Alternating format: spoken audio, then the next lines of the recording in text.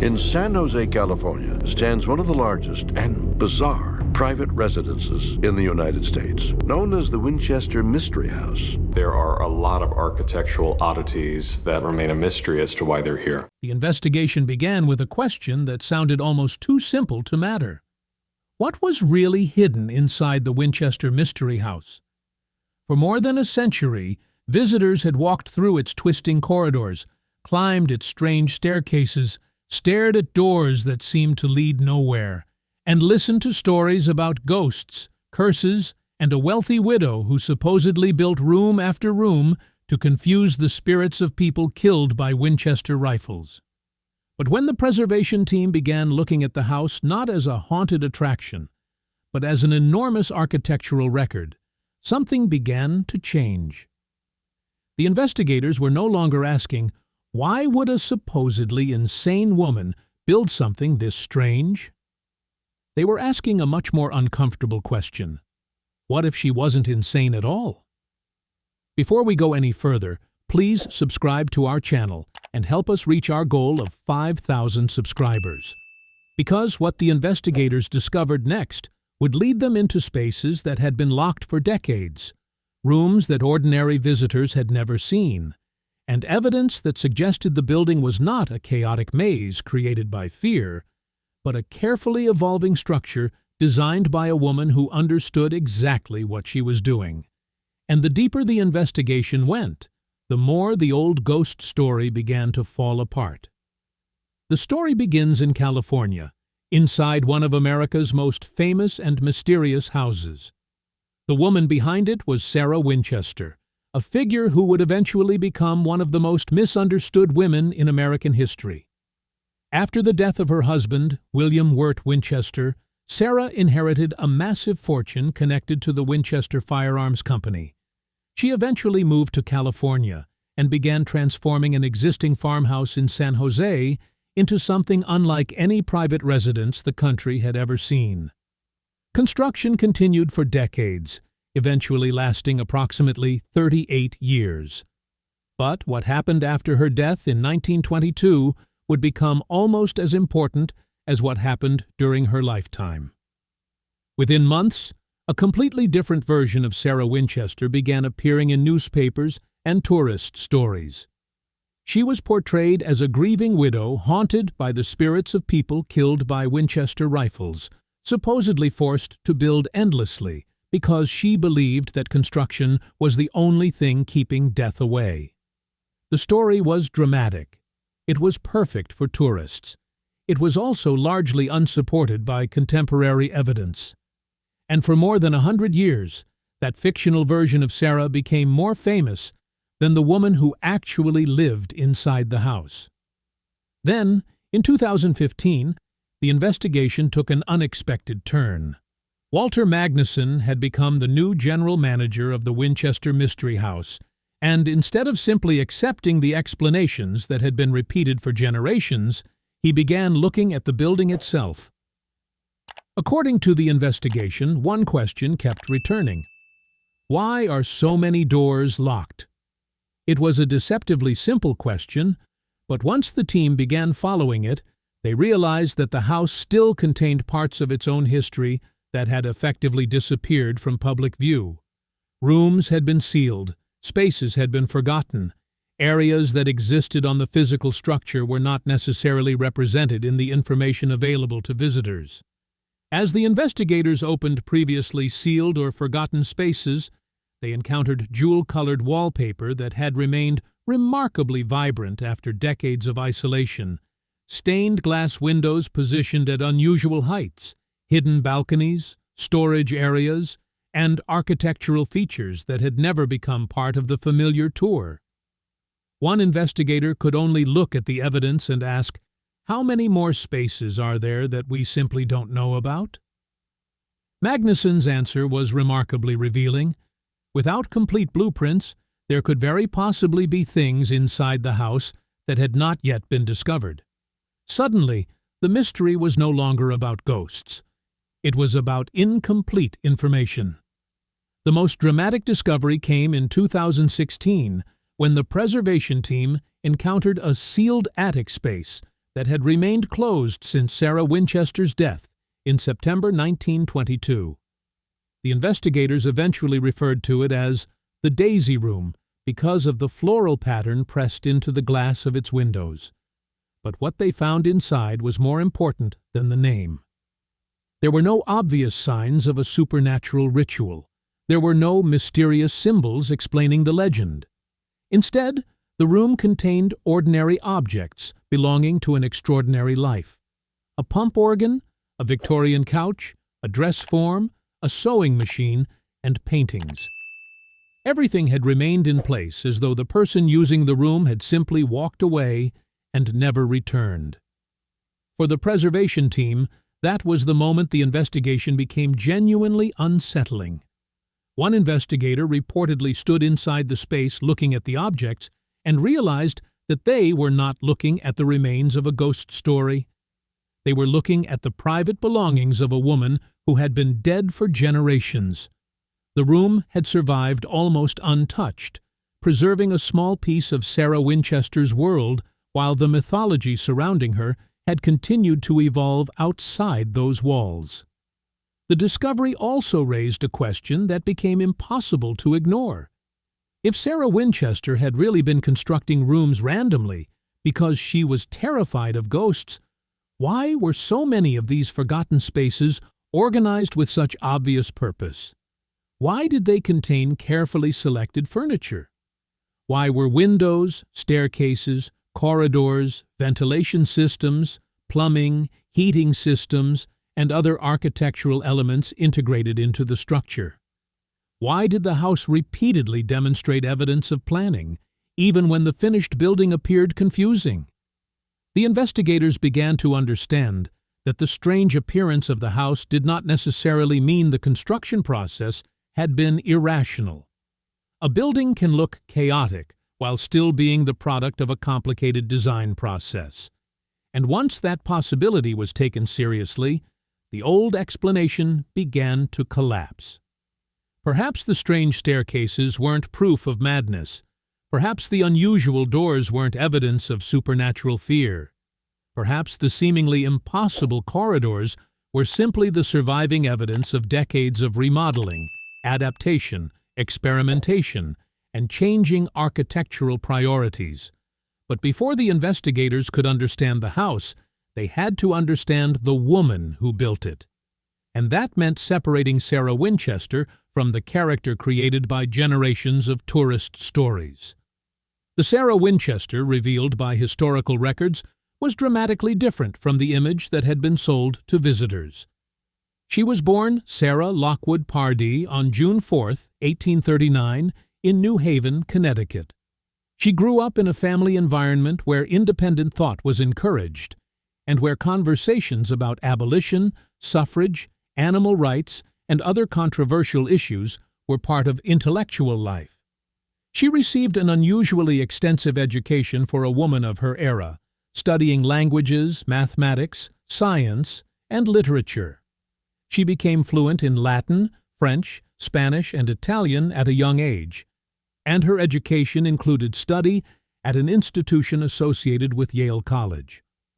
One contemporary observer, Merle H. Gray, described her in remarkably different terms from the woman later portrayed in ghost stories. He described her as a musician, a French scholar, a remarkable businesswoman, a philanthropist, and even a full-fledged architect, familiar with architectural practices from different countries. The investigators began to realize that this description created a completely different starting point for understanding the house. Instead of beginning with the assumption that Sarah was irrational, they could begin with the possibility that she was highly educated, intellectually curious, financially capable, and deeply interested in architecture. Her marriage to William Wirt Winchester connected her to one of America's most powerful industrial fortunes.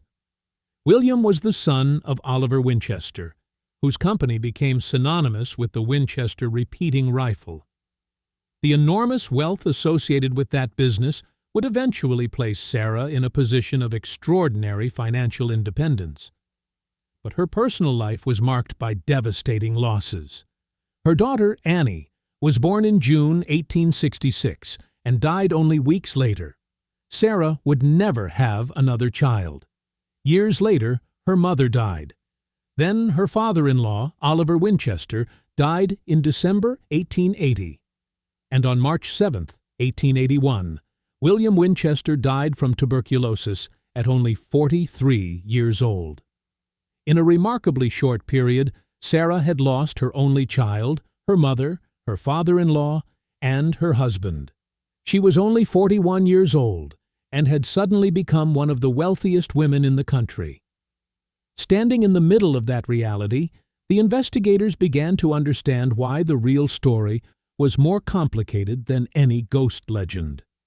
She had experienced enormous grief, but grief alone could not explain 4 decades of construction, investment, philanthropy, technological experimentation, and architectural planning. The financial records created another problem for the traditional story. The often repeated claim that Sarah possessed $20 million and received $1,000 every day became part of the Winchester legend. But historian Mary Jo Ignafo's research challenged the accuracy of those figures. The more closely investigators examined Sarah's finances, the harder it became to fit her into the stereotype of an irrational widow blindly spending an unlimited fortune. She was managing assets. She was making investments. She was overseeing property. She was employing workers. She was directing an enormous construction operation. And when she eventually established herself in California, the explanation did not necessarily require anything supernatural.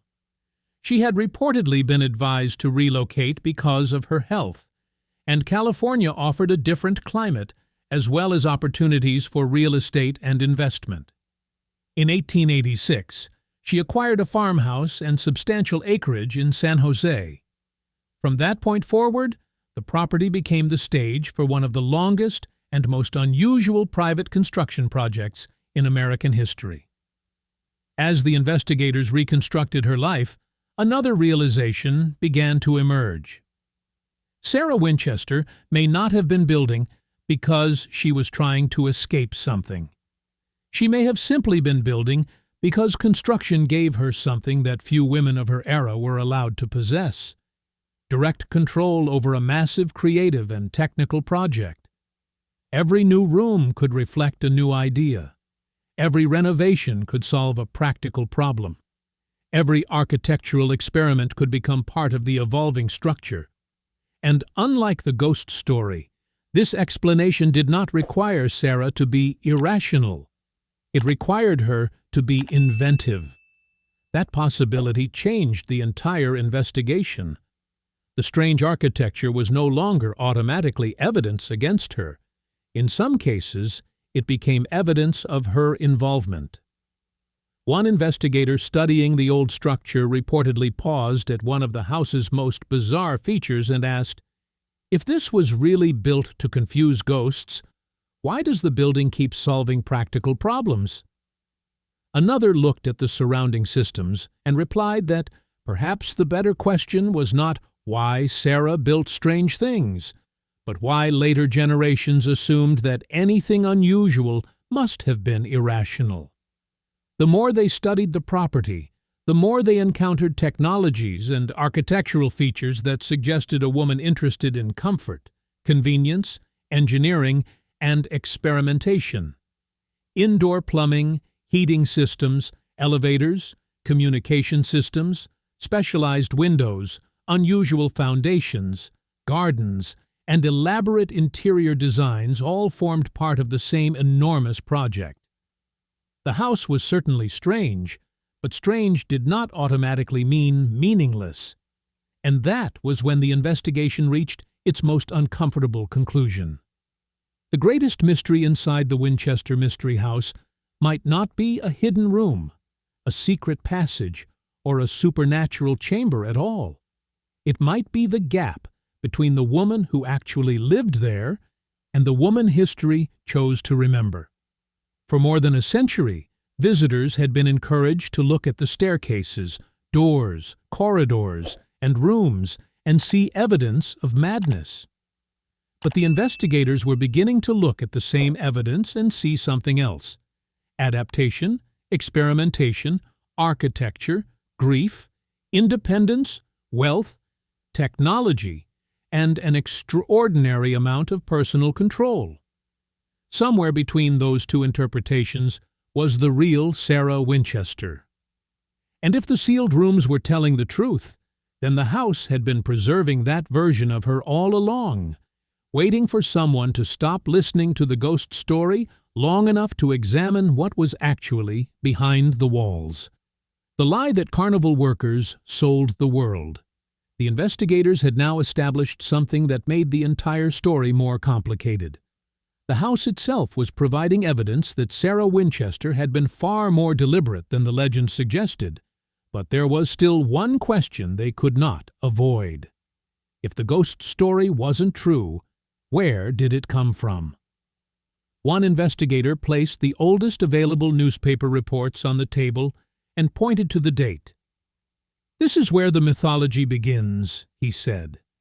The first major piece of the story appeared in a San Jose newspaper called The Evening News in 1895. The article claimed that Sarah Winchester believed she would die when construction on her house was finished, and that she therefore kept building indefinitely. But when the investigators searched for evidence behind the claim, they found something striking. There was no interview with Sarah, no document from her household, no named witness, and no independent source. It was gossip. Yet that single piece of newspaper gossip would eventually become one of the foundations of a legend that survived for generations. Then the investigation moved forward through the decades, and another piece of the mythology appeared. In 1967, writer Susie Smith published Prominent American Ghosts. Inside that book was a story that sounded much more detailed and convincing than the old newspaper gossip. Smith claimed that a Boston medium named Adam Coons had warned Sarah Winchester that she was cursed by the spirits of people killed by Winchester rifles. According to the story, the spirits demanded that she move west and continue building a house without ever stopping. One investigator looked up from the records and asked, "Do we have any evidence that this medium existed?" The answer was devastating. Historian Mary Jo Ignofo had searched available records in New Haven and Boston and found no evidence that a medium named Adam Coons, or a recognizable variation of that name, had ever existed. The story had the appearance of history, but it had arrived in print decades after Sarah's death. It wasn't a first-hand account. It wasn't a contemporary record. It was a ghost story that had been presented as biography, but the investigators soon discovered that the most important transformation of Sarah Winchester's reputation happened after her death. Sarah died on September 5, 1922, and when appraisers examined the enormous earthquake-damaged property, they considered the house essentially worthless as conventional real estate. Then, in April 1923, John Brown and his wife signed a lease on the property. Brown was a roller coaster designer, and his wife became the first tour guide. By June 30, 1923, the tourist operation had opened, and thousands of visitors began arriving to see the strange house. According to the historical account, more than 10,000 people visited during the first weekend alone. The investigators imagined what those early tours must have looked like. Mrs. Brown, standing at the front of a group, pointing toward a staircase that appeared to go nowhere, then toward a door opening onto a wall, and explaining that Sarah had supposedly built these things to confuse supernatural forces. But she never met Sarah, one investigator reminded the others. So, where did she get the story? And that was the uncomfortable part. The mythology was not being preserved by people who had known Sarah. It was being created by people who had inherited the property and discovered that mystery could be turned into a business. The people who had actually known Sarah reacted very differently. Former employees, neighbors, contractors, and friends were reportedly disturbed when they saw how the dead woman was being described. They remembered someone completely different, a woman who was intelligent, financially capable, generous, and deeply involved in the management of her property. They did not remember a woman terrified of ghosts. They did not remember someone constantly performing rituals to confuse spirits. They remembered an employer who interacted with workers, managed projects, and made practical decisions. One carpenter, James Perkins, who had actually worked on the house, made a particularly important observation.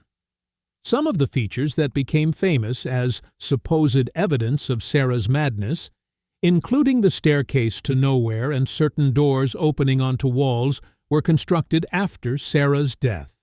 The investigators stopped at that point.